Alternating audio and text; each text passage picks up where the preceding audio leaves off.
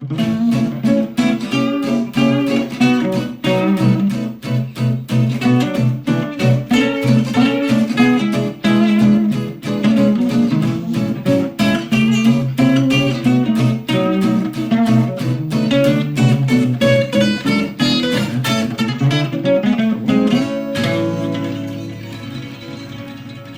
I'm going to be talking to David Robinson. Hi, David. How are you? I'm right. Thank you. How are you? Thank you for having me. No, it's a pleasure. It's a pleasure. We're just discussing the fact of all the technical problems, mostly caused by a storm, I think, that we've had. So, one moment. So, Alexa, be quiet. So, Alexa started making a noise. So, I'm back. Well, that's the first. I haven't had that happen yet, so that's good. So, look, my first opening question, traditional first question is, what do you do? I'm a musician. Predominantly, I play kind of blues music, rock and roll music, but I also have a radio program where I get to interview other musicians and musicians that are much, much better and much more established than I am. So it's always lovely to get to pick their brains a little bit and sort of unravel things and ask things that have been on my mind about them. Yeah, good. That's the reason why I do this, actually. It's exactly the same reason. That's good. I tell you, if you just angle your camera down a bit, because I'm losing the top of your head. No, the other way. That's better. Yeah, that's cool. Good. Right. So when did you get, what's your early sort of recollections of music then? In the house, I suppose really it's a product of my parents' generation, because it was, the Beatles and that era of music, that there really wasn't any music of my own age group in the house at all, because I wasn't that excited by it, I suppose. And I think it's interesting because my parents' generation, music was a much bigger part of popular culture for them than it is now. And so Yes. musicians really were like the trend leaders, not just in music, but in thought and philosophy and fashion and art and all these different things. And so it just felt like a more all-consuming thing. And I was excited as much by those aspects of it than the music itself. And I think I'm glad in a way, because a lot of that era of musician wrote their own songs. You look at a Beatles record and they wrote everything. So when I wanted to do music, it never really occurred to me to do a cover version, although I have a few in my act now. But it never really occurred to me to do one. And on a record, I don't know if I'd do a cover version. The Beatles, they wrote everything by and large, except from the first few albums. So that felt important to me. So I think that's really the earliest music I had in my head. Well, that's interesting you say this, because first of all, that point that you were saying about musicians being like a focal point for thought, as you said, philosophy, because you often get this sort of thing like, why should so-and-so be commentating on so-and-so because they're just a blah, blah. And you think, well, to be quite honest, what's it supposed to be representing? What does sort of political opinion and what is this? But, is this nonsense about leaving it to the experts when you sort of go, where's that got us so far?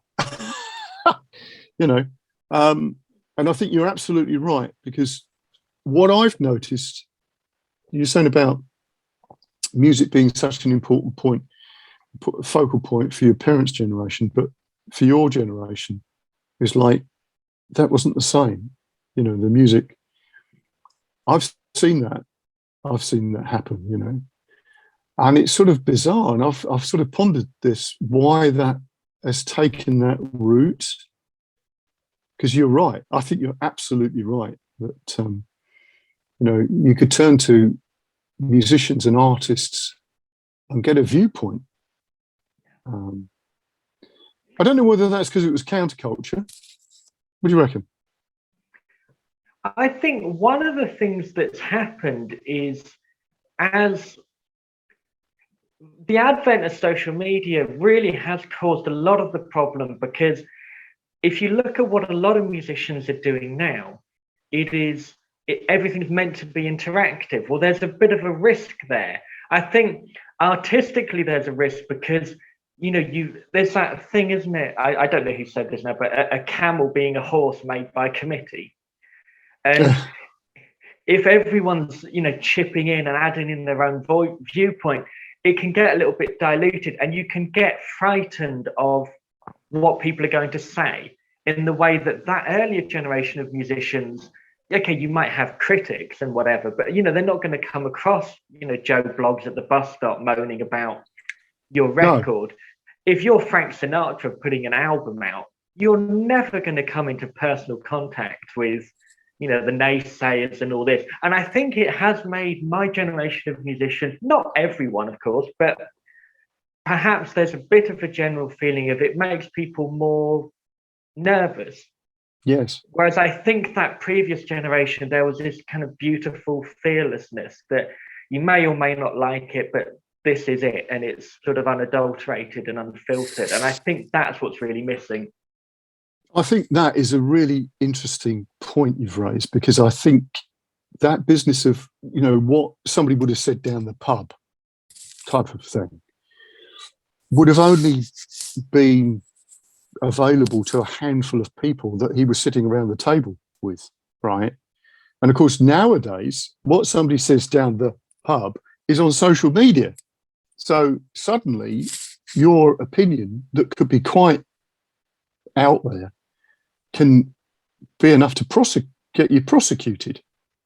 And I think this is... So good. All right, let me just get rid of that a minute. Sorry. No, it's right. I'll have to leave that.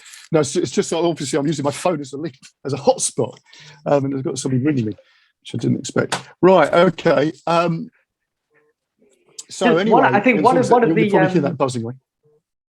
Yeah, go on. No, just one of the risks as well is that it's becoming to what people are saying on social media is repeatedly getting written up by quote unquote serious journalists. If you look, and even on the BBC website, you will get a performance by a particular musician on say Graham Norton, and 4 people on Twitter will go, oh, they don't sound very good, or whatever, and then they'll go, oh, people react angrily to bad performance, and they will quote these 3 tweets. Well, the journalist could have scrolled down and looked at 3 positive tweets, but they chose not to.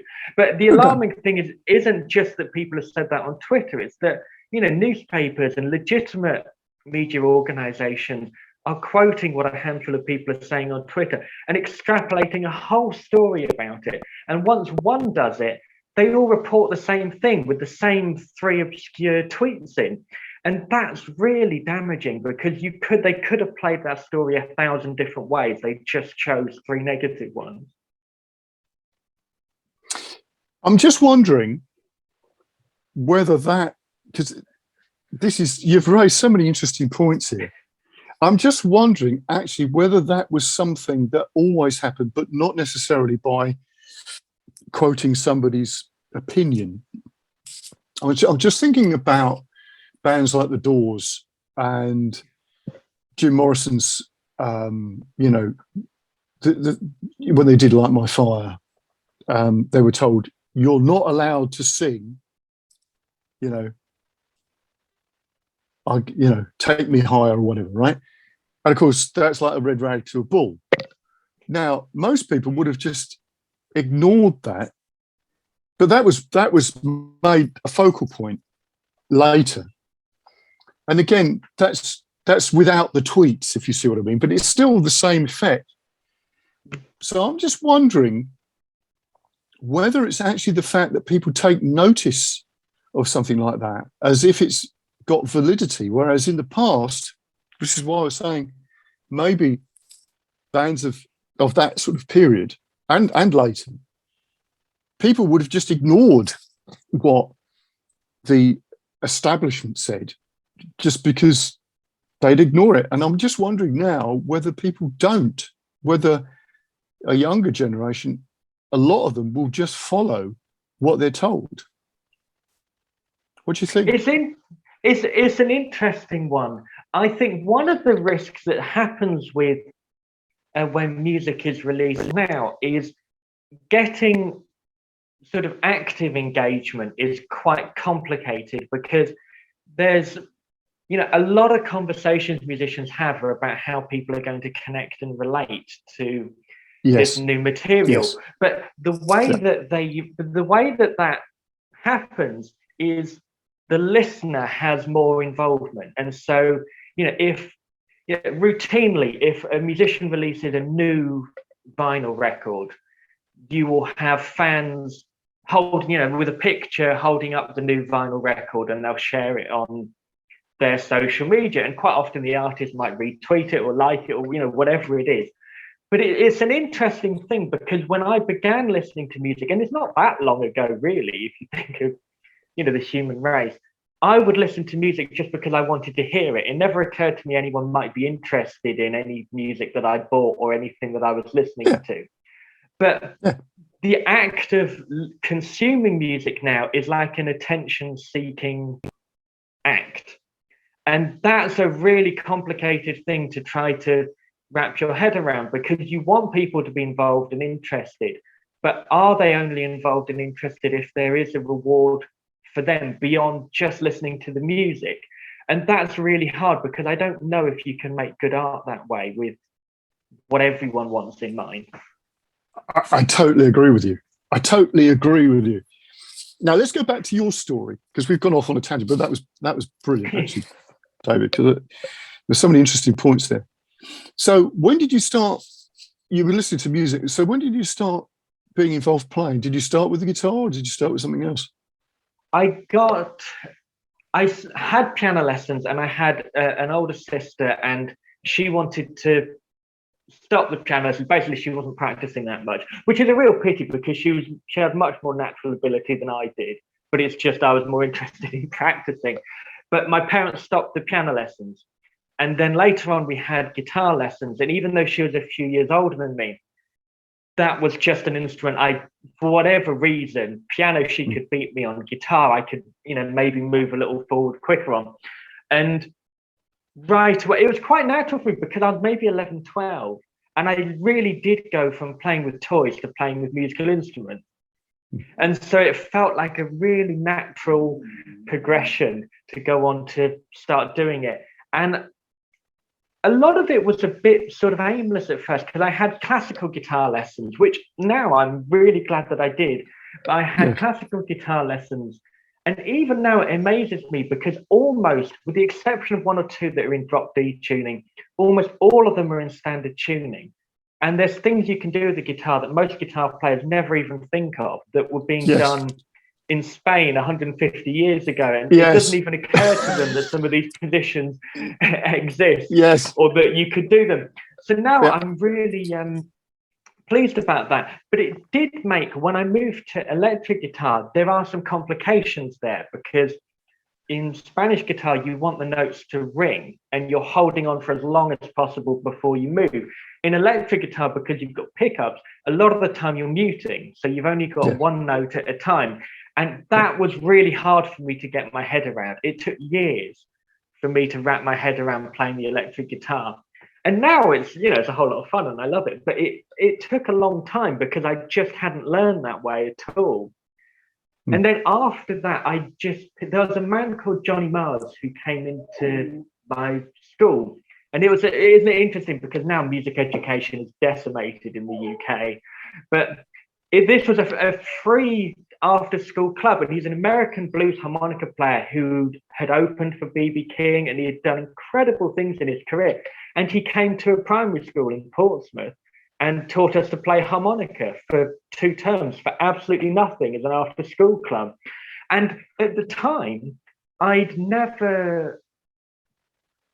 not only had I never really heard blues music before, which I would go on to kind of try and make my career in, I don't think I've met a black man before. And it made a huge impression. He was an American. He had this he's from South Carolina, and he really was like a hero walking in, someone from a totally different world to me. And I've never forgotten how exciting that was. And the last couple of years, I've got back in touch with him, and we're hoping to record together soon, which will be lovely. But it was an incredible thing because he never told you you were doing something wrong. So we'd have a class of kids sat around, and we'd have the harmonica, and he would teach you to play a chord. And so you'd blow out sort of 3 notes, and he'd play a melody over the top and all this. And if a kid, so he'd tell you what 3 notes it was, and if a kid goes, what about this note? And it wasn't, it's kind of the wrong note. He would never say that's the wrong note. He would say, that's a great note, but we're not going to use it now. But later on, we are going to use it. And when we do, I'm going to get you to show all the other kids how to do it. So he never made you feel like you were making a mistake. It was always just, everything has the right moment. And I remember that as a teaching approach just blew my mind. Because, a lot of the time, not that I had too much trouble in academic subjects, I suppose, but it was much more, it's right or it's wrong. You do maths homework, it's tick, it's cross. It's very clear. And he kind of made me think, music, there's these kind of grey areas. And that really excited me. That's brilliant. Because obviously I teach guitar, and I have for many, many, many years, and it's always that sort of thing where you go, well, that note in this particular point in time is probably not appropriate. However, there is a time that you can do that, and it's like that with the technique and everything. Because for everything that you say to somebody, well, actually, but so and so does that, all these things that you go like, yeah, it's bad. And it's funny because you're talking about classical guitar. I'll tell you a little story about what happened with me. When I started off, and I'm a lot older than you, obviously, there was, you sort of, you learned because it became the thing that you did, right? And you couldn't find any information. There was scant stuff available for guitar. Whatever you could buy was in the wrong key. So really everything you learned, you worked out off a record, which of course meant that you ended up with an amazing ear. But, some bits we would be a bit like, I'm not really sure what we did here, so-and-so. But anyway, a friend of mine, he changed schools. I was at school in Dartford, and this lad, a bit brighter than me, moved to the grammar school in Gravesend. And he said, I saw him, and he said, there's a couple of guitarists you really need to meet who are in this other school, and I've told them about you already. And he said, one of them's a bit of a dick. He said, but the other guy is incredible. So anyway, we meet this chap, and his name was Nick Baker. And this guy was incredibly clever. He did classics, and he could speak Latin and Greek. And he was mind-blowing. So he could play classical guitar to a really high standard. He could play things like the tremolo study, Leander and all that sort of stuff. So you're talking about Spanish guitar, with all these techniques, and you sort of go like, oh my God, what on earth is this? But it wasn't that actually that I realized at the time. It was because the first thing I saw was his electric guitar playing.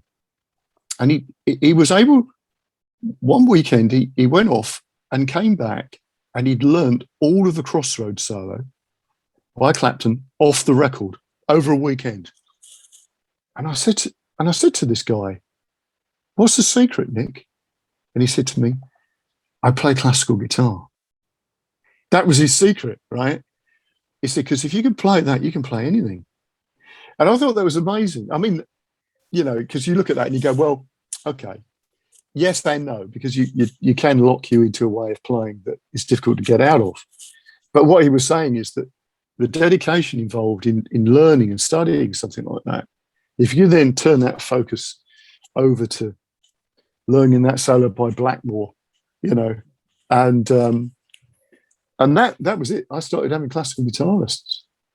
Well, well, absolutely, and it's interesting because it comes up in really unlikely places, because Jimi Hendrix is quite an interesting example, because there are, you would think, what Spanish, guitar training would he have had? But yet there are things about the instrument that, there is a commonality there. And Yes. you think that you know Jimi Hendrix in your head, but then when you actually listen to it, there's a lot of different things. There's a lot more detail in it than you think there is. And I was listening to Child the other day, and it's the first time I'd really listened to it for a long time.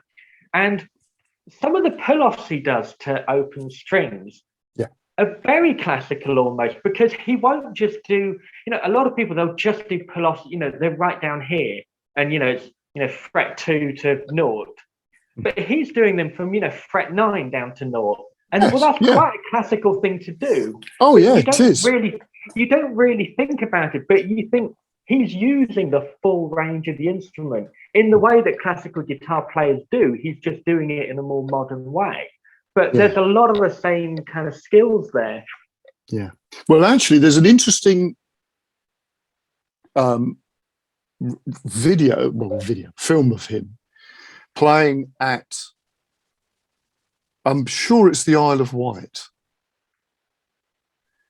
I'm pretty sure it's the Isle of Wight, but it could be Woodstock. And it's one of these where he goes into like a jam on something, and he starts playing a lot of Spanish guitar, on the electric. But you look at that and you go, it sounds like flamenco.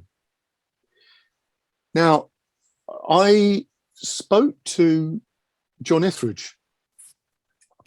I interviewed him, but I knew John from before, and John Etheridge knew Jimmy, and he said the thing is that he could just hear something and play it, but he was listening to everything. So there's obviously a lot of jazz stuff in Hendrix's playing. A lot of the chord sequences are not rock sequences, are they? Some of those patterns on the first couple of albums, they're just like jazz sequences, because they're all over the place. But you've got things like a lot of sort of Wes Montgomery type ideas sitting in there, the use of octaves and things like On Third Stone from the Sun. The pattern in that is like Wes Montgomery's Wes's 4/6.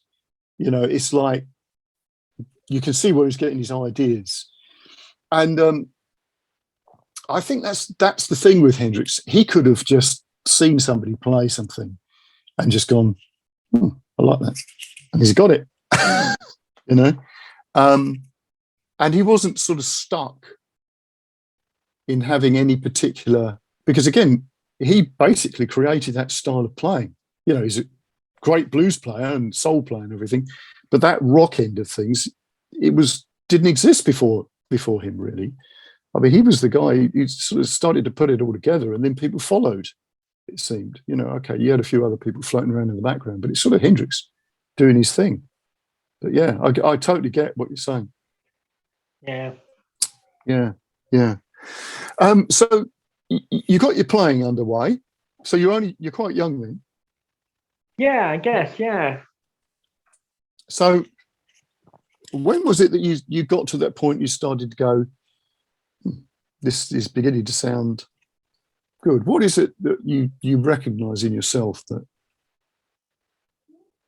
I had a mate called Max Miller, who's still a guitar player now, and he was and is a much better guitar player than I am.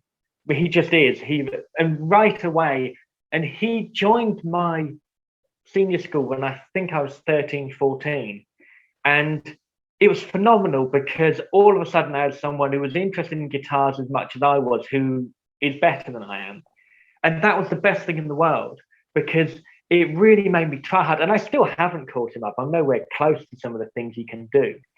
But in a way, it didn't matter, because just the act of trying to keep up, even if you don't quite manage it, you are improving, even if you only get to 60, 70% of what they can do. And so we formed a group, and we did a lot for a few years. Then I went to a sixth form college, and he stayed on at the school to do his A-levels. And so we're still in touch, but it's a little different. since I went to LIPA for a year, and then I went to music college in London for a few years to, and that was a guitar degree, and that was really good for me because you had the 13 people in the group I was in, and everyone would go up and do the same exams and the same pieces in front of the whole other room of people who'd also been learning them. And you didn't want to be the rubbish one. Now, a lot of the times I was, and I had to work really hard to try to level up to them. And in certain ways I did, and in certain ways I definitely didn't. There were more advanced players in the room. But there were tasks, like when a songwriting task came up, or if there was something where you had to present something, I thought, oh, hang on, I found a little area here. Like I probably, one-to-one as an instrumentalist, hopefully I'm reasonable, but there's people I just can't match in that area. But if I have any ability at all, and I don't really know if I do, but it's that I can make a thing where nothing exists and then it does exist. And that's something that's really enjoyable. Now, it's not the most well-paid aspect of music at all, but there's nothing quite like it. There's nothing, and then you either record a thing or write a thing, perform a thing that wasn't there, and now it exists. And that's really the one thing I've had that has helped me really, because that process I really enjoy. I'm really interested in that. I thought that was quite funny that I told you the story about Nick and meeting somebody that was just like, oh my God, and then you had a similar sort of experience. I totally agree with you with songwriting. I mean, this is one of the things I do a lot of, because I think what's interesting for people, I've got a little bit of a hang up about the way that contemporary guitar has gone educationally, because it's sort of become almost like a classical instrument. And there's nothing wrong with classical instruments, but what is fascinating about contemporary music, it's a little bit like you going back to that blues harmonica player you were talking about. There are no wrong notes. It's almost that sort of thing that when you're dealing with contemporary things, anything is okay in its place, right? Whereas, of course, that's not the way of thinking when you talk about, and this is true with obviously things like Shakespeare. You can't change Shakespeare. You can't change a classical piece. You could steal Shakespeare and put it into something, and you can steal classical, which is what you said, and put some of those techniques across. But when it comes down to songwriting, it's like communicating something deeply, not necessarily you either. Because I'm actually get to that point of thinking, well, you're part of the alchemy, but you're not the thing. It sort of like comes through you, and you can say something that comes through you, but it's sort of more than you. I found with songwriting, and I've seen it with people when they get good at writing songs, they start to create things that are quite astonishing, particularly when you get kids writing songs. So when did you? Yeah, I was going to say, when did you sort of get to that point that when you started writing, you got that thing that you've created something? I don't. It's interesting you say that, actually, because I don't remember not writing particularly. Now, I'm not saying any of it had any worth. In fact, almost all of it was rubbish. No. But the act of writing, I always remember doing it, and I always think of it. The one thing that's really helped actually is a project that didn't really have anything to do with music, but the last few years, I was in a play. I had basically an extra type role in the play, but I made a friend there, and I wrote dramatic monologues for her, poetry, but for her to read. And she's got a much nicer speaking voice than I do, and she's very expressive and everything. But writing for someone else made me realize that there's more modes that I could write in than I realized that I had before. And I don't know if part of that was maybe because I was writing for a woman, if that made me think I was able to express more, or if it was because when it's for someone else, maybe maybe you try harder. Now, I will always write everything that I release and record, I think. But that was certainly interesting because I realized, particularly in stage presentations, there was an element of, come on, let's have it when I was performing. And all the songs were on one kind of plane. But actually, it did make me think that you could write a little more and you could try out new ideas. So that was quite helpful. But yeah, I did do that. I always remember just writing things. I could never be still, if you know what I mean. I always had to get on and write something. So that's interesting because that's the same thing for me, even in the early days of playing guitar. If I put a chord sequence together, I'd made a song. You know, it was never anything other than that. You know, I practiced a set of things or a technique, and I'd end up with an idea, a musical idea, which is really what I was saying about the things about contemporary music. Is really, there should be that element in there if that's the way that you're inclined. And I think a lot of people are inclined that way, that, you know, you're finding something out about yourself. And I think that's a really important and powerful psychological tool, apart from it being music, that you can explore your own ideas and make art out of them. And again, it takes it back to something you said earlier about people being able to make a political point or a philosophical point through music. And because you can, that's the thing. Well, it's interesting actually, because sometimes you have people. I'm really sorry. I promise I'll be back in 1 second. My dog's being a nightmare. That's okay. That's fine. 1 second. Right,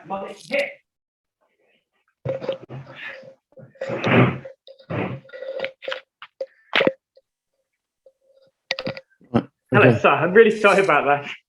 It's all right. Don't worry. I have a cat that's got tends to gate crash, so I have to shut the door. An attention-seeking pet. Yeah, sorry about that. No, it's okay. It's good. So you talking about with musicians making philosophical points, and it's really interesting because a lot of the musicians when I've interviewed musicians of the era where they went to the art college system, that particular era of musicians, they all say a similar thing, which it hadn't really occurred to me before, was that we weren't, yes, to an extent we were being told art, but we were also being taught how to package ideas in a very clear way so that it was relatable and understandable to people that didn't know anything about it before. And I was thinking, how helpful is that when you're making a record, that you're able to, often quite complicated ideas, you can distill them and have people understand them in an instant. And well, obviously that will have impacted their songwriting and how well they express ideas. And sometimes that ability to say something quite complicated in few words is why musicians can make enormously important, not that I ever have, but other musicians, better musicians, can make enormously important points in a very clear and direct way. That I remember there was one person recently, and she's not necessarily someone that you would think is renowned for making points, but she made the most excellent point. And I thought, you know what, I couldn't have expressed that in a clearer way. And she was talking about, it was Stacey Solomon, and she was on Loose Women. And she just said, I don't get the point of the royal family, and I don't understand why we're paying for them. And I thought, absolutely. And really, it's indefensible that there is a royal family when you really stop and think about it. But wow, it really hit me that I thought, I don't know if anyone other than a musician would have put it quite so plainly in quite such clear and understandable terms. And I thought, well, good on you. And the more musicians do things like that, and they're able, very short, clear questions and statements, that's an invaluable skill. And that's one of the hardest things for any writer to get right. Yeah, because really, a lot of it is just getting people to think. You know, in other words, get people to think about something that they assume is such and such. I mean, Lennon was great at this, you know. I mean, if you think about Imagine, you know, all of those lines are things that people will have assumed are just so, you know. What happens if we didn't have a country? Imagine there isn't anything else, you know. Imagine there are no gods and goddesses or anything. It's just us, you know. You know, and he doesn't say anything about you should be doing this. He just says, you know, imagine everybody just living for today. Because what else would you do? And it's like, you can imagine people thinking, yeah, that's the point. I've never thought like that. That's all it needs. You don't necessarily need to say, you've got to think like me. It's just a case of, well, have you thought about this? You know, because I think that's where we are with a lot of stuff now, particularly this period that we've just gone through where, again, going back to something that you said earlier and what we sort of said, that something that, you know, your crazy mate down the pub would have said, that everybody would have gone, look, Bob, that's complete nonsense, and just ignored it. Or just like, well, that's Bob, you know, he thinks that way, and, you know, that's just the way he is. He might have a point. And that's it. Now, of course, you're not allowed to say that. So you now get this sort of sanctioning of people and, you know, what you're allowed to say and what you're not allowed to say. And I think that is not good. And that is something, you know, we should really, you know, artists can really explore that if they're cunning enough to do it. Right.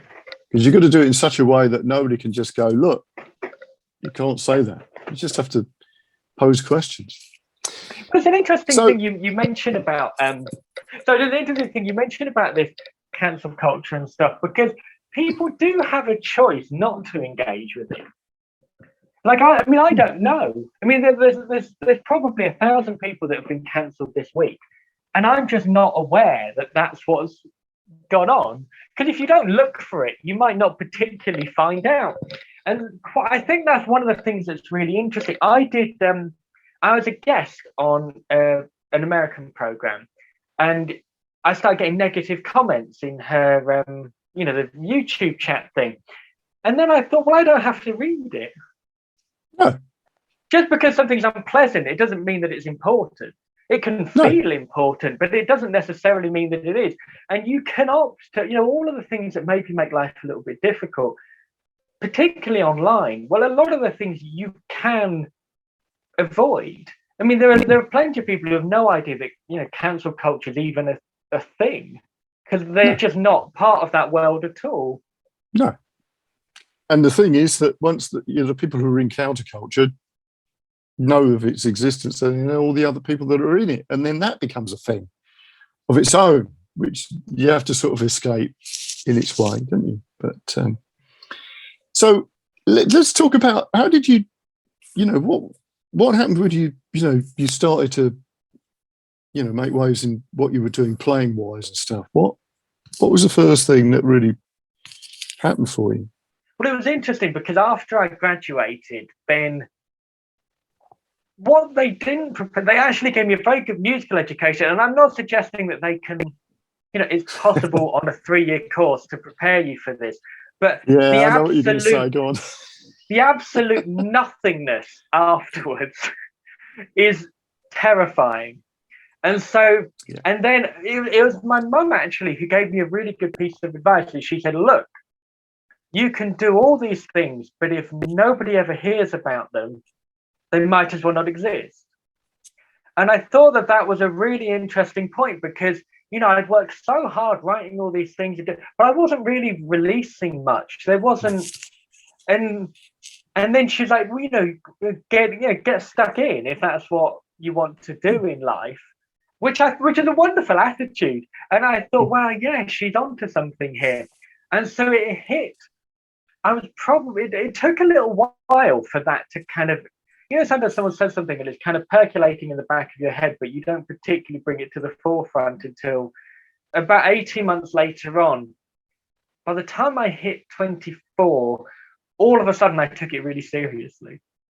And because I realized then that, not that I ever felt entitled, but I think I maybe wasn't realistic that things had altered. And if you wanted to, there wasn't like, I saw a thing, that Jerry Seinfeld does this show where comedians get coffee, and I can't remember who it was, but one of his guests said something, and I really understood what he meant, that there's this kind of assumption, if you are creative and you're doing all these things, one day, the showbiz police will knock on your door and you'll be given a record deal.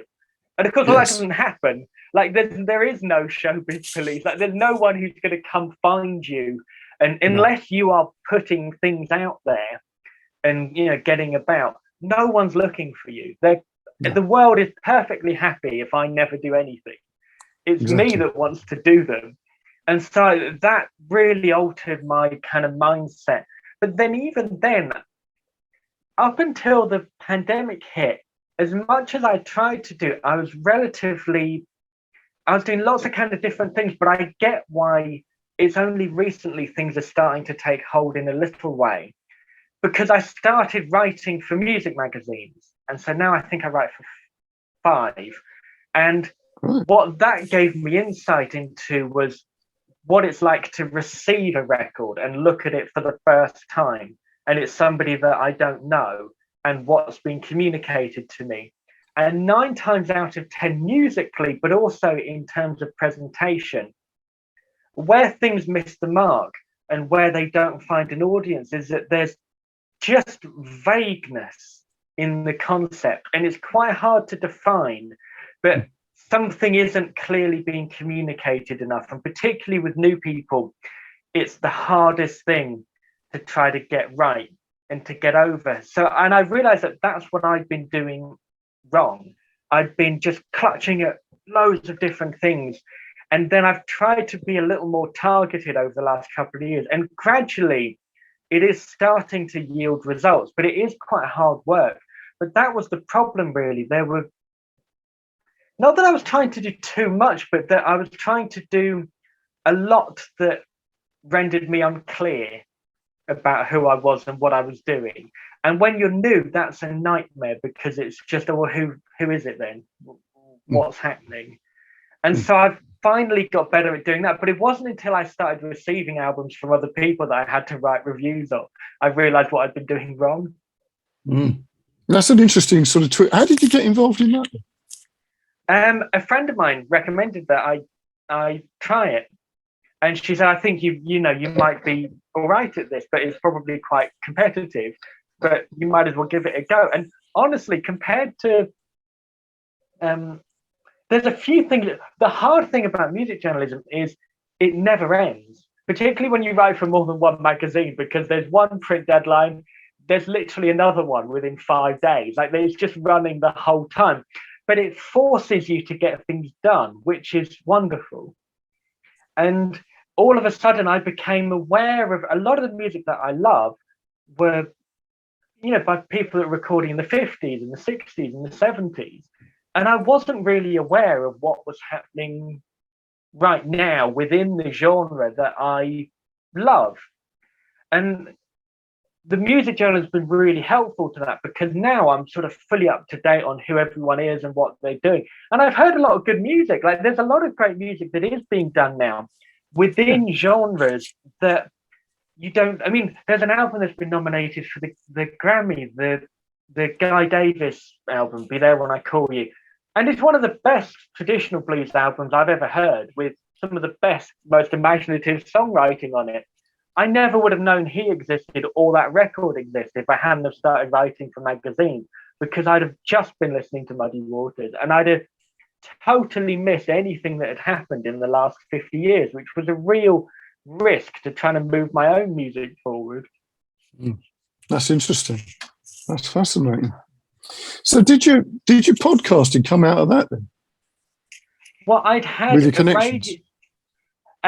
No, the radio is interesting with the radio show because that started first. So it's a radio show. Sorry. Yeah, but no, that's right. That started first because when I was there's my grandmother actually. She died, but she always listened to the radio, and I was a teenager at the time. And I thought, well, if she was a very clever lady, and I thought, well, if she's listening to the radio, because there was something that I hadn't particularly ever really done, then I thought, well, there must be something in it. And then I listened to it, and I thought, oh, this is kind of exciting. And so I got on the hospital radio station in Portsmouth, and the freedom that you could play any music you wanted. There was no formatting, there was no playlist. You could do exactly what you wanted, which for a niche genre show is like heaven on earth. Yeah. But it had ran for a long time, intermittently. I'd taken breaks, I'd gone back to it, I'd taken breaks, gone back to it. And then it began during the pandemic, you could access people because no musicians were on the road. And so I thought, right, I'm just going to ask for an interview. But I've been maybe doing it for 10 years before I started doing the interviews.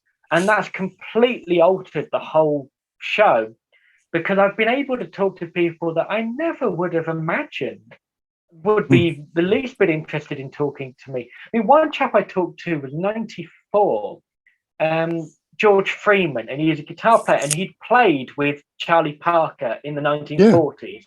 He was right there in the bebop era. Now, to talk to someone like him, and he couldn't have been a kinder, more interesting, erudite man, but to get to talk to someone like that is so important. And one of the people I interviewed recently was Jimmy Johnson, and he was 93, and it's his last recorded interview because, heartbreakingly, he's just passed away. And I realized that there was a lot of, that era of musicians that did wonderful work, but they're maybe not being interviewed in a systematic way at the moment. And if you don't get that down soon, that moment is rapidly going and quicker than ever. And that's been really quite meaningful that for some of these performers that they actually have a chance to talk again. And it's not that they haven't been interviewed before, but actually some of them haven't been interviewed very recently. And so it was really nice during the pandemic to get to talk to them. And I've just kept it up. And I'm hoping to sort of indefinitely because I have so much fun with it. Yeah, it sounds amazing. How do you track these people down? Because, for me, it's quite difficult to find people. And, sometimes you can communicate with people and they don't, they respond or they don't respond. It's not because they don't want to respond. It's often they haven't picked up the message or they forget about it or they, it's quite difficult to schedule. There's a lot of risks. There's a lot of problems with it. I mean, some of it is websites are invariably never updated. So, you think you think you found a phone number or an email address and you're sending it to an inbox no one's looked at for 17 years. And like things like that are really, really hard. A lot of the time, I mean, there's lots of people I can't get hold of and I try. And sometimes people say, oh, why don't you talk to that person? And you think, I've been trying to for 6 months and I just can't reach them. And so it's really, really difficult. And sometimes you drop lucky. I think sometimes you just hit the right moment. Like quite often there's sweet spots for people that, for me, I mean, not that I'm in charge of revolutionizing the PR industry in the UK, but I think one of the things that happens is a bit of an outdated approach to promotion for things, and it doesn't take into consideration how the musicians feel about it, because PR companies are hired for a short period of time, usually. And so you might hire a PR person for a month because you've got a new album out. And after that month, it's like, a puff of smoke or, Cinderella at midnight, it all falls apart. But actually for the musician, you work on this huge project and it's so intense. And I don't know one performer who doesn't get a dip after finishing a project, just, in morale. And sometimes maybe, a couple of months after the release of a record, things are a little bit quieter. Maybe there isn't a live date coming up or, something new to focus on. And it's quite nice for a musician to get to talk about it and say, Yes. oh, yeah, I did do all this. And now a little time's passed and I've got a new perspective on it. Because it's hard for them. You pour so much of your heart and soul into making a record. And with the way PR companies work, it's like a huge blitz. And then there's this lull. And I think that could be quite hard for them. So sometimes they're quite relieved to talk to you. But tracking them down in the first place, if 30% of the people I reach out to, I eventually end up with an interview with, that would be a miracle because it's nowhere near that high. No. It's a lot of blind alleys and. Yeah, it's interesting because I've, talking to you as a, you're a musician and you're communicating with other musicians, and okay, this podcast there's quite a wide range because it's not just musicians, it's anybody who's creative. So it could be storytellers or people write books or paint artists or whatever. But a lot of the people that I interview are actually are musicians, and obviously a lot of guitarists because that's the sort of wheelhouse I'm in. But it's sort of fascinating. Again, I would say the same thing about because of the pandemic. A lot of people were at home and they couldn't escape me chasing them. So I managed to get quite a lot of really interesting people. But I think now, a lot of those are more aware of how much they need to communicate, other than just getting out and playing, or even relying upon, as you say, some sort of publicity machine to get their names and stuff out there, and that they have to be quite involved not to say they weren't, but now I think people are even more aware that sometimes just talking to somebody on a radio program that's not the sort of radio program that it would have necessarily gone on before, or just a podcast is on their sort of radar now. I think all of that's changed because of this pandemic. I agree, and also it's interesting because it's rewarding. Sometimes, there's things that you've asked me today that I wouldn't particularly have known that's what I thought, because no one ever asks you a question in regular life. And so until someone, puts you on the spot and you have to come up with an answer, then you think, oh, hang on, maybe that is how I think about it. I mean, one of the things I think is interesting is that sometimes, Howard Stern's an interesting case because, he does all the outrageous stuff, but actually he's a phenomenal interviewer. And some of the guests he has on his program, like, for instance, I'm not particularly knowledgeable about rap music. It passes me by a little bit. But there's been people he's had on his program, and I've become really interested in them because once you relate to them as a human being, it's not like, this genre that metaphorically you walk past in the record shop and don't stop to look at. You think, oh, hang on, that's a real human being with a relatable story and ideas in their head, and so sometimes you hear someone interview and it might actually make you want to hear their music because you think, oh, actually they were quite pleasant, but it can be a little closed off. I read a book by David Hepworth, and I went to a talk and he was talking about it. And he said that one of the worst things that happened in how record shops were organized was that when he was a child, record shops were arranged alphabetically, and that was it. It didn't matter what the genre was, everything was in alphabetical order. And so anything that looked interesting, well, if you had the money, you might have a go on it because you might find it.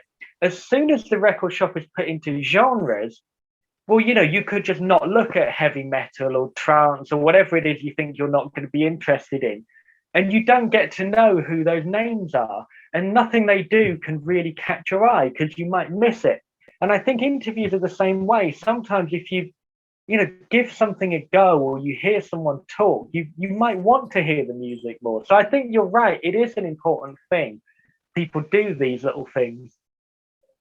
I think so.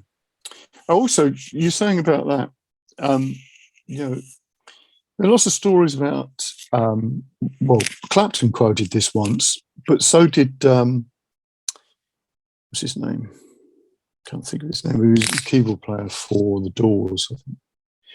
But they were saying that they were listening to just an ordinary, like a family favourites type program. In fact, I got a feeling that I think it was Uncle Mac was the program that Clapton was listening to. And it was just whatever was, you know, how much is that dog in the window type of thing. And then because it was some sort of family favourites type program, and a lot of the Forces people would say, "Can you play this record by so and so?" And I think it was Howlin' Wolf. They put Howlin' Wolf on, and that sort of Clapton's thing was like, what is that? You know, you can't imagine that so much now, can you? That something so different could appear. Because, as you say, playlists are, you know, you've got the playlist and you can't really do much. You know, the scheduling is there, unless you're in a program like you're saying, where you're in hospital radio and you play what you want. Well, it's an interesting thing because you had like twice. Have I ever made any sort of, well, not political point, but generally I don't go on social media to make points about things, but twice I have, and one was on November the 5th, just, you know, trying to encourage people not to have fireworks because it just terrorizes cats and dogs and it's sort of hell for them.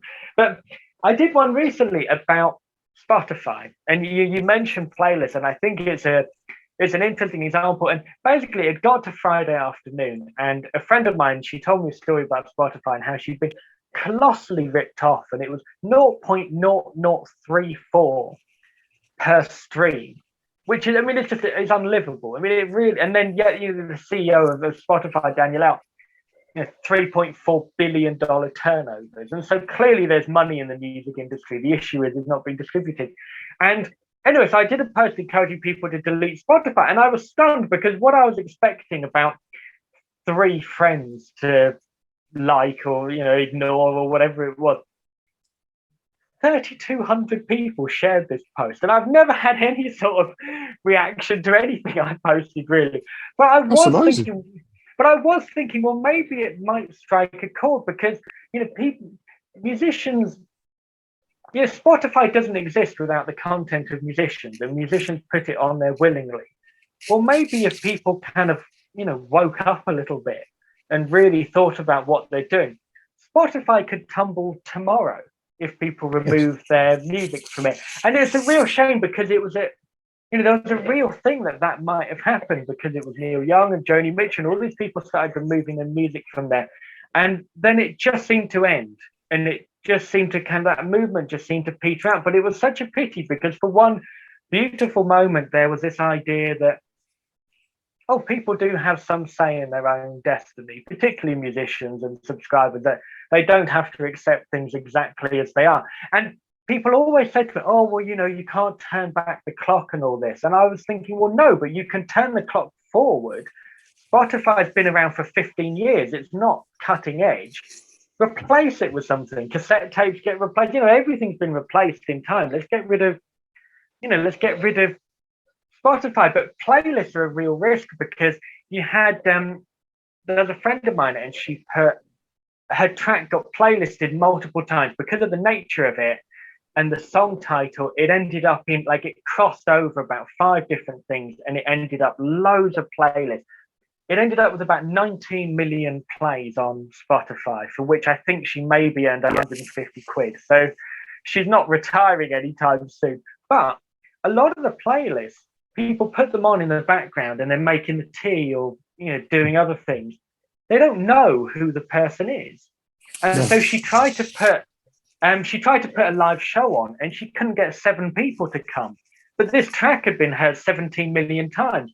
But nobody was looking up her or knew what it was. She'd been blindly added to a playlist and maybe people enjoyed listening to it, but they weren't following it up. And I think that's the real risk for Spotify, that it's done musicians no favor at all. No. Do you know, I've noticed that with regard to kids, that because they're listening to things that are streamed, they have no idea who they're listening to. They have no, you say to them, well, what's the song called? And they go, I don't know. I said, so if they don't know the song, they're not going to know the artist. And he said, right, this is interesting, this, particularly when people are getting deeply into playing guitar or any instrument, really. It's like, so how would you feel if people are listening to your music and they don't know who you are? And it's like, yeah, suddenly they can see there's a problem. So I said, because obviously, back in the day, you bought the album, you sat and you looked at the album lyrics because they'd be on the album somewhere, and you looked at the artwork, and you listened to the record, and you listened to the whole of one side, and then you listened to the whole of the other side. So it wasn't a case of just listening to one song. You listened to the whole thing. And there'd be some tracks you really liked that they weren't singles or anything. They were just happened to be tracks on the album, and other tracks you weren't that bothered about. But that was a different experience. And that's disappeared. It's vanished. Unless people are releasing on vinyl again, of course. Well, the risk to that is that the music becomes sort of homogenized, because I have to fit in with the theme of, romantic mood, nighttime playlist. Yes, exactly. So, and again, we're coming back probably to a point where there has to be some sort of subversive nature in music. Because again, going back to when I started off, there was the idea that you might get a record contract, but in actual fact, it was more a case you did it because that's what you wanted to do. And that's the type of attitude that the Stones had. It wasn't because they were going to make it big, because nobody had made it big. That was just not one of those things that was even on the radar. It was like, well, we might be able to play somewhere, and then how long is this going to last for? I think Mick Jagger said they thought it might last for about 3 or 4 years. Well, that's the incredible thing, and it's hard to, the Beatles as an example is totally unprecedented. A group from Liverpool, which is, particularly in that particular era, was a hard city to take over America. And there's an incredible book, and I don't remember the title off the top of my head, but it's just the business deals Brian Epstein did in America. And a lot of them, there were a lot of happy accidents that he made, and that he managed to get them a reasonable royalty with regards to record sales, but he did really badly on a royalty for merchandise. But that really helped them in a way, because they were it cost merchandising companies such a small amount comparatively to use the Beatles on their lunchboxes and posters and everything else. They were everywhere, which really helped them with regards to children and buying records, reach this mass market that if Brian Epstein had gone in a little more savvy, they might not have broken America in the same way into that public consciousness. But it's this glorious, happy accident. But the notion that a group like the Beatles from Liverpool became so huge in that era is so improbable. Yes, it's astonishing to try to wrap your head around it. And that's the thing, that eventually there's going to be, everything gets replaced. And people talk about social media like it's this brand new phenomenon, but it's been around, 15 years, almost 20 years. Yeah, something will come. Yeah. Of course, it will be replaced, because that's just the pattern of life. And then it's going to be, oh, well, what do we do? What do we do now? And my hope is that if people are more vocal now, whatever replaces it might be a little more fair, which would benefit everyone. Because it always astonishes me that, the arts is the third biggest contributor to the UK economy, and yet it receives so much less support than sport and all these other areas. Music contributes more to the economy than sport does. But if you look at the amount of television time that sport gets compared to music, there's no comparison. I mean, there's at least 9 snooker tournaments that are broadcast in full. And I quite like snooker, but hours an hour a year of snooker gets put on television live, there's maybe one regular music program, Jules Holland, on a week on regular TV. And that's part of the problem. There's nowhere for music to go. You know, the reason that the Euros and the Olympics and stuff gets a lot of excitement is that there's hype around it. And television has really renegated on its responsibility to generate hype and excitement around the music industry. The BBC does Glastonbury Festival, and that's more or less it on television with regards to music coverage. And it's a really sad thing that, you know, music just isn't a staple of television. And that means that you're not reaching people in their homes. You're leaving it down for people to find you. And that's really hard, because television could still play a really important role. And putting new music on TV is relatively cheap. But do you know what I think it is? Done. Do you know what I think it is? This is just an idea. When it comes to things like sport, there's a lot of the sort of principles behind sport that big business could look at and go, that's what we want to think people, you know, our product is that thing. It's about achievement. It's about, you know, a standard of, you know, excellence, blah, blah, blah, blah, blah, blah, right? So the big money goes there, and it's easy. It's easy to spot that. And as soon as that starts to happen, then everything else goes there, because it creates a sort of a quantum, you know, it's a critical mass. Yeah. Music's really difficult to do that with, because you could look at somebody, and this is true of the big artists that have that type of critical mass behind them. You know, back in the day, it was Michael Jackson. So, you know, he'd have, whether it was Pepsi Cola or Coca-Cola, I think it was Pepsi. Bowie had Levi, right? But with something like sport, you've got a lot of eggs in a lot of baskets. But with music, you've got all your eggs in the basket of whoever it is, you know, Bowie or Michael Jackson. If suddenly it became a genre thing, that suddenly everybody was into the blues, you could imagine the money being able to flow that way, because you've got a lot of blues artists. So you're not just down on one. But can you see what I mean? Because I looked at this from the point of view of things like, I do sort of NLP, which is sort of like a psychological trick bag, and they use that in sports training and stuff like that. But they also use it in business, and you can see the two, how they are synonymous with one another. That it's about aspiring, you know, to be better, you know, to achieve more, and all the rest of it. And of course, as soon as you look at that, that is where business will put its money. And that's not necessarily what goes on with music.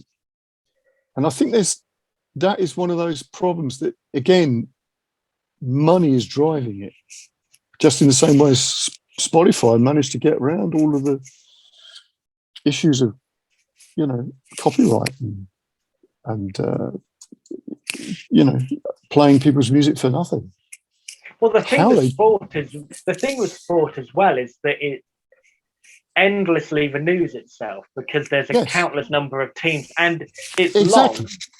And so every week there's new stuff. Now, music, you cannot release a new record every Saturday afternoon.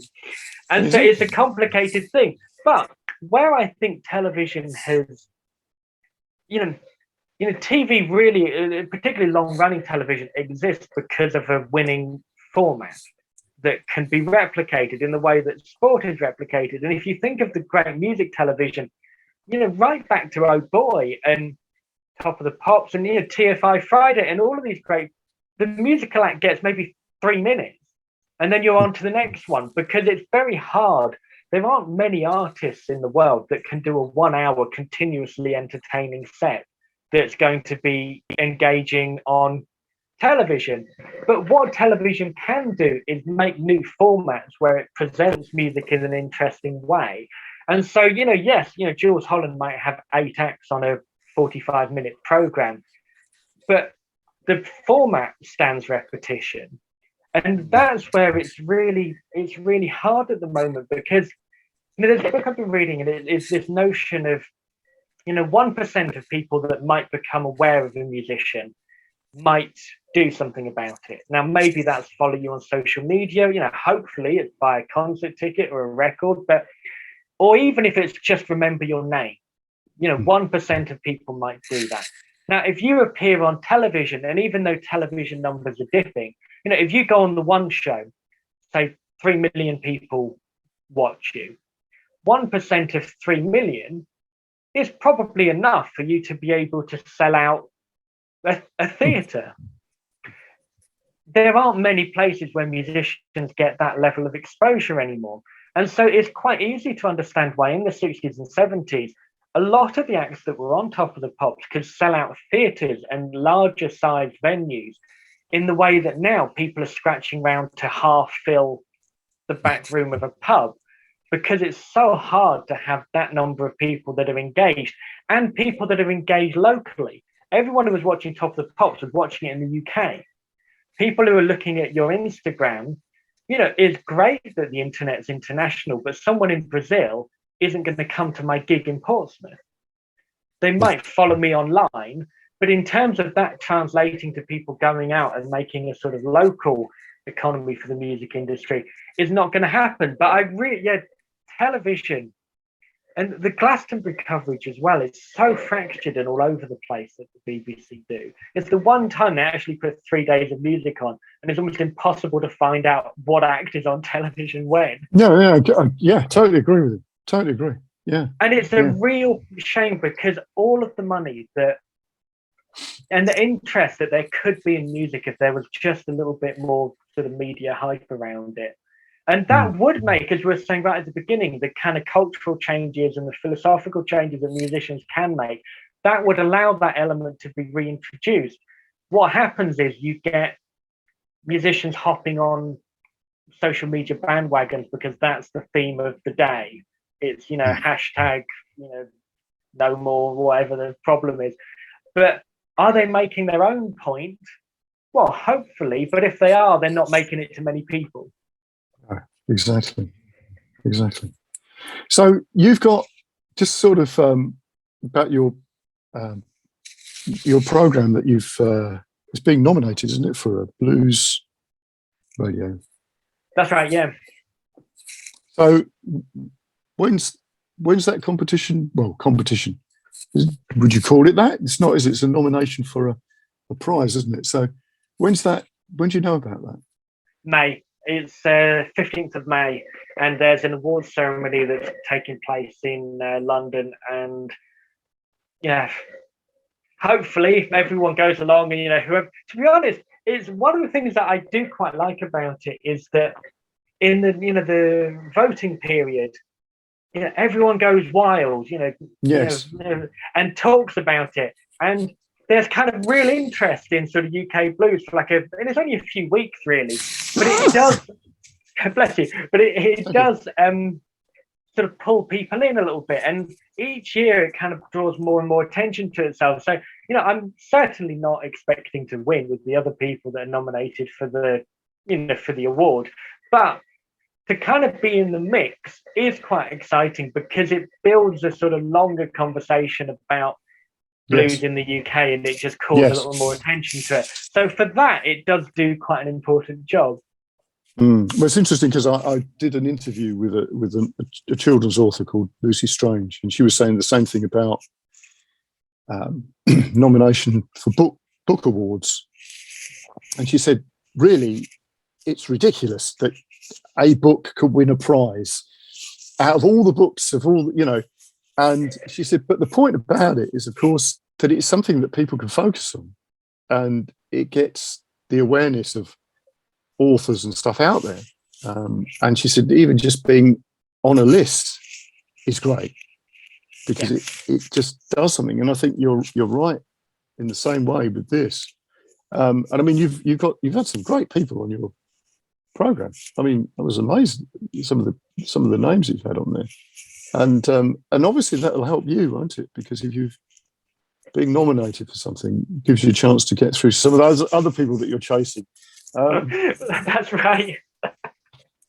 It does. Well, some of the people, it's astonishing. I mean, it's funny because being, well, you'll know this as well.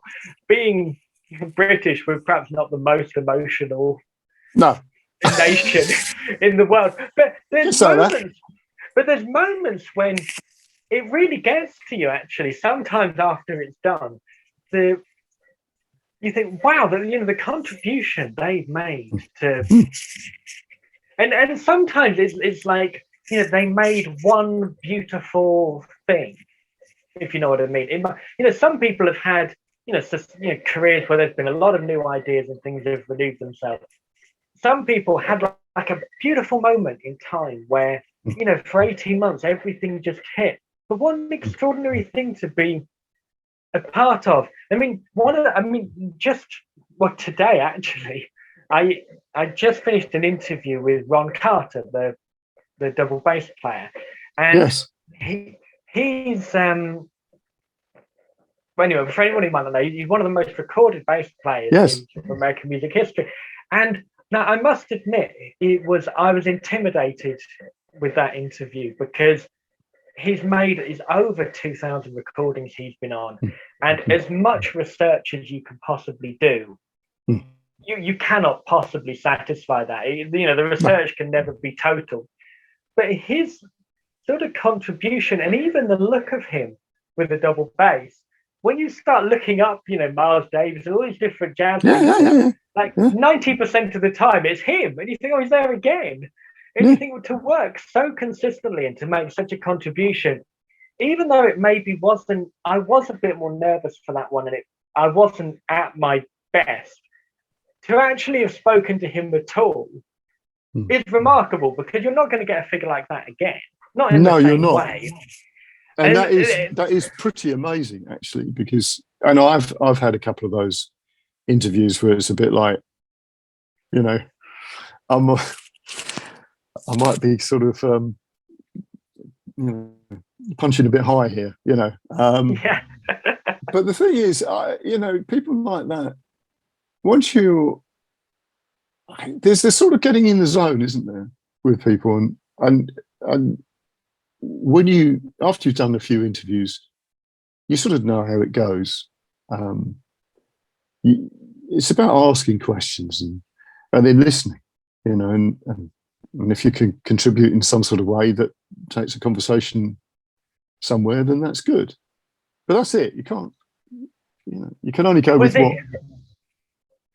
Well, it's interesting that you mentioned the listening, because that was the first thing I had to learn, because people don't answer questions in the way that I've written my research notes out on the piece of paper next to me. And so sometimes, there's a list of things that you think about. I want to try to cover these topics, and almost always they hit all of them, but they never hit them in the order that you think they're going to. No, that's right. In fact, interestingly, I totally get that, because what I tend to do is I read up a little bit of what people do, but then I don't make any notes. I have a few things in my head, and then I see where it goes.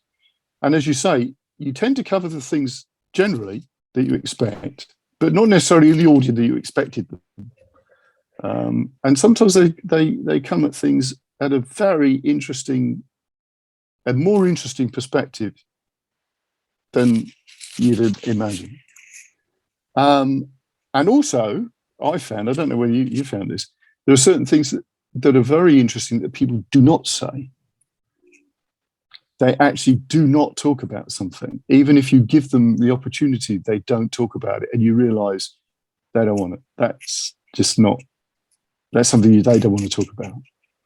Well, there's quite often things that the regrets I have with the interview sometimes, and I think overall, once you've done a bunch of them, and you'll know this, it becomes more about a body of work rather than the individual pros and cons of each individual interview I did. Because, of course, sometimes I was better than others, but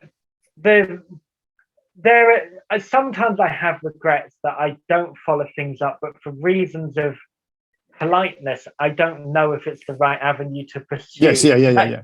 Like with Ron Carter, he was a cellist, but in that era, being black, he said he switched to the double bass because the double bassist in his orchestra was leaving, and there wasn't going to be a double bass player, and I knew I would always be picked to perform if I switched to the double bass.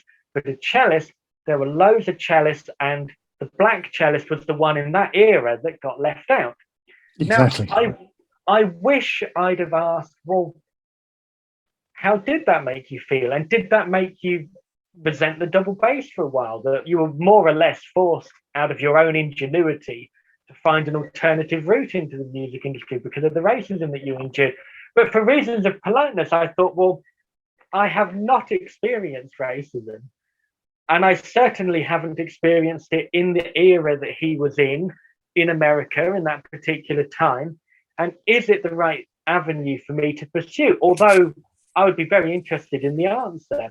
And so I didn't. And I never know. And with those things, when you take something out because of politeness, it probably is the right thing to do, because you don't know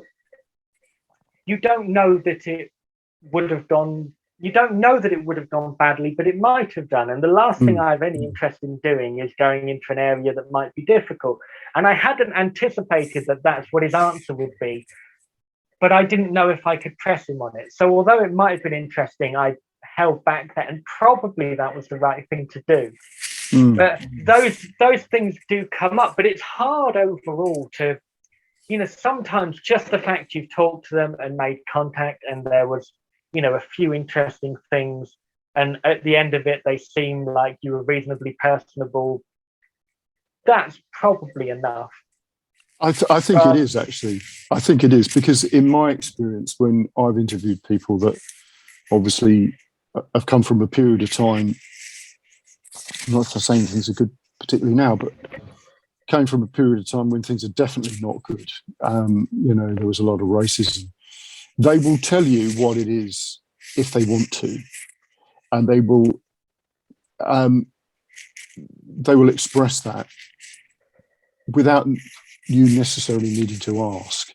That's my experience, because they will tell you of their experience about life, and if they want to include that bit, or if they just want to leave that like that because they assume that then that's up to them. That's how I found it. But I've had some people be quite open, and other people not so open. But well, the thing is, as well, it's impossible to. With a lot of the interviews that I've done, particularly with Black American performers, they're almost always of a different era to me. And they've experienced racism and I haven't. And I could read thousands of books about it and, do as many interviews as I like. I don't know what that's like, and I'm never going to. And so it's always something that is a little bit complicated, but that's the one, if I give myself credit for anything at all, and really I don't, because who needs me to have credit for anything? But if I give myself credit for anything at all, it's that I've had an equal number of Black and white interview guests, and I've had an equal number of female to male interview guests. Now, actually, the female to male is way harder to do. It's really difficult to do. And you would think that would be, even in this day and age, the numbers of men to women in the music industry, it's at least 70% men.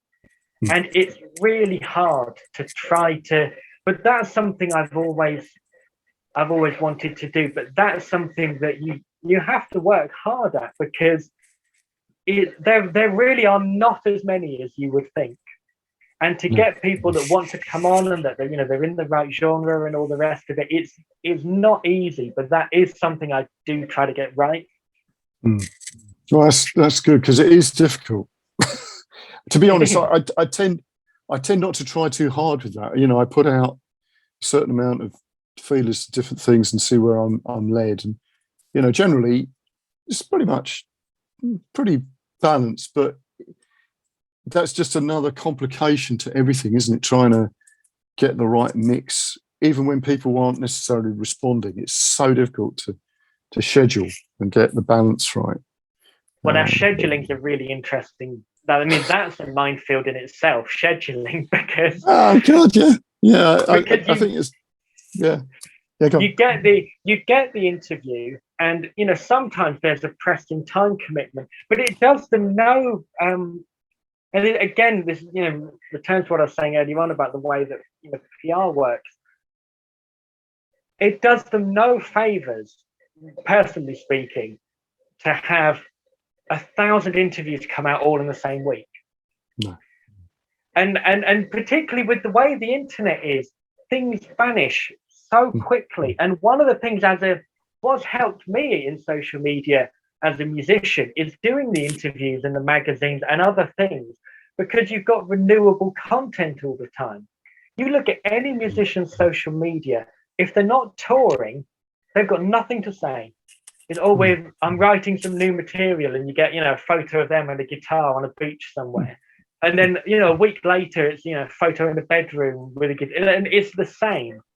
And the interviews give you the idea of renewing it, but the PR people, it has to come out this week, which invariably means that the musician won't push that interview themselves, which fair enough. And I never ask them to.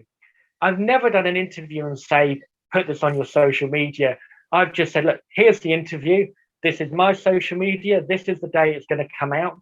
And if they notice it and share it, great. If they never mention it at all, fine. That doesn't bother me either. But I think it's a mistake for the PR people, because it's a chronic misunderstanding of how short people's attention span is online. And if you have everything come out at once and then you've got nothing to talk about, okay, it's great for this week, but in 3 weeks' time, you're going to be scratching around for something to say, and this interview would probably have been more help to you then.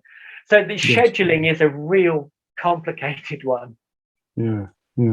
Well, David, that's been brilliant, mate. It's really interesting chatting to you. And obviously, I'll put your details in the show notes. People will be able to track you down. Just send us some stuff. And all the best, with your show. Oh, thanks so much. I've really enjoyed it. Thank you for having me on. I love it. No, it's been a pleasure. It's a pleasure to sort of meet you. And you do some really interesting stuff. And I always like it when musicians are doing lots of different things. They've got another sort of viewpoint. And I'm not saying it's a bad thing just to play and record, but sort of getting ideas out there and meeting people in the way that you are is great. It's brilliant. So all the best, mate. Thank you for having me. And I've had a blast. I've loved it. Thank you. That's good. I'll speak to you soon. Yeah, all the best, Chief. Thank you very much. Cheers, mate. Yeah, well, that was interesting. Make sure you check David's show out and see if you're in the area, then obviously check his music out. That was a fascinating conversation, and as I said, I'm always interested in musicians that sort of got another sort of viewpoint, and obviously he's running a radio show is one of those type of things. So until next time, see you then.